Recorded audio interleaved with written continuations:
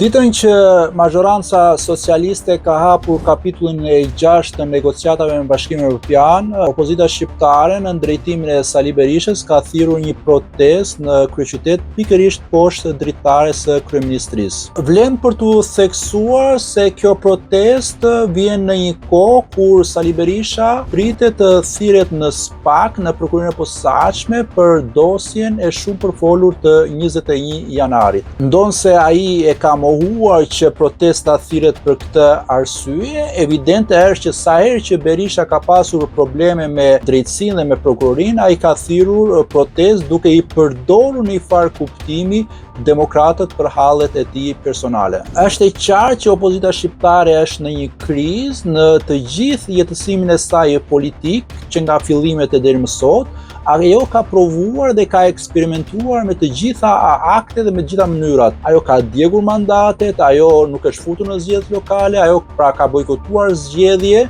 ndërkohë që